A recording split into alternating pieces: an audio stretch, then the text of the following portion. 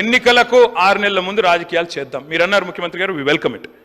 మిగతా 4.5 ఏళ్లు నిర్మాణాత్మక ప్రతిపక్షంగా మా పని మేము చేస్తాం. ప్రజలు మీకు అధికారం ఇచ్చారు, చిన్న వయసులో మంచి చేయండి. ప్రజాస్వామ్యంలో ప్రజలకు సేవ చేసే అదృష్టం మీకు కలిగింది. తప్పకుండా we will support you sir. కానీ దయచేసి మేము మా పార్టీ తరఫున ముగించే ముందు చేసే విజ్ఞప్తల్లా ఒకటి, మా మీద కోపం ఉంటే మమ్మల్ని తిట్టండి, కానీ తెలంగాణ కోసం దయచేసి కలిసిమెలిసి కలబడి నిలబడి పోరాడిన పార్టీని అవమానించకండి. ఉద్యమంలో ఉదయించిన మా పార్టీని అవమానించకండి.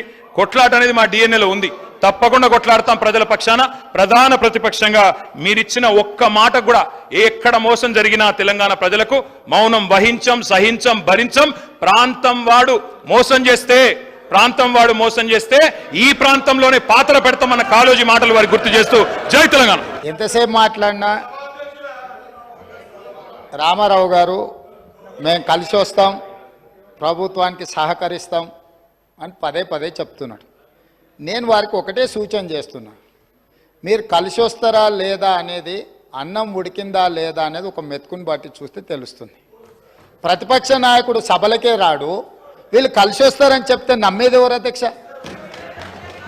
నేను అందుకే వారికి సూచన చేస్తున్నా, వెనకాల ఉండే అక్కలు ఇక్కడ ఉండి చెప్పి ఇక్కడ ముంచి అక్కడికి తేలినరు. ఆ అక్కల మాటలు విన్నాడు అనుకో జూబ్లీ బస్ స్టాండ్లో కూర్చోవాల్సి వస్తుంది అధ్యక్ష.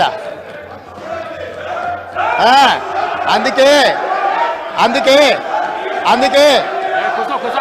అధ్యక్ష,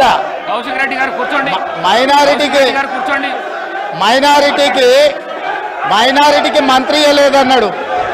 2014 నుంచి 2019 వరకు ఒక్క మహిళకు కూడా మంత్రి పదవి ఇవ్వలేదు అధ్యక్ష.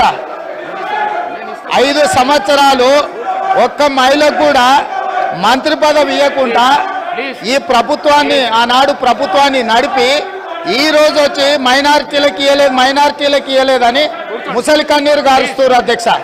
కాబట్టి దయచేసి అన్ని విషయాలు మాకు తెలుసు, సహకరించేది ఉంటే ప్రతిపక్ష నాయకుడిని వచ్చి సభలో కూర్చోమని చెప్పుండ్రు అధ్యక్ష.